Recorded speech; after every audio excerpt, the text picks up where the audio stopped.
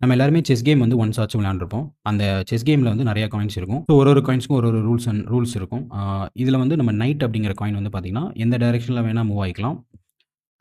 ஆனா எல் ஷேப்ல மட்டும் தான் மூவ் ஆகணும் அப்படிங்கிற மாரி இருக்கும். நம்ம வந்து ஒரு செஸ் போர்டு இருக்கு. அந்த செஸ் போர்ட வந்து ஒரு மேட்ரிக்ஸ் மாரி நம்ம அஸ்யூம் பண்ணிக்கிறோம். ஸோ அது வந்து ஒரு 8x8 மேட்ரிக்ஸு.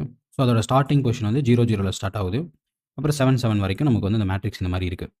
ஸோ நம்ம ஏதோ ஒரு பொசிஷன்ல நம்ம வந்து அந்த நைட் காயின வந்து பிளேஸ் பண்ணிக்கிறோம். ஓகே. அந்த பொசிஷன்ல இருந்து நைட் எங்கெல்லாம் மூவ் ஆகலாம்? அதோட எல் ஷேப் யூஸ் பண்ணி, அதோட நெக்ஸ்ட் மூவ்ஸ் என்னென்னலாம் இருக்கலாம்? அப்படிங்கிறத நம்ம ப்ரோகிராம் வந்து ஃபைண்ட் பண்ணணும். ஸோ இப்போ ஒரு எக்ஸாம்பிளுக்கு நான் வந்து இந்த போர்ட்ல 1, 2ல வந்துட்டு நான் வந்து நைட்ட வந்து பிளேஸ் பண்ணிடுறேன். ஸோ இந்த 1, 2ல இருந்து நைட் எங்கெல்லாம் போலாம் அப்படின்னா, 00க்கு போலாம்.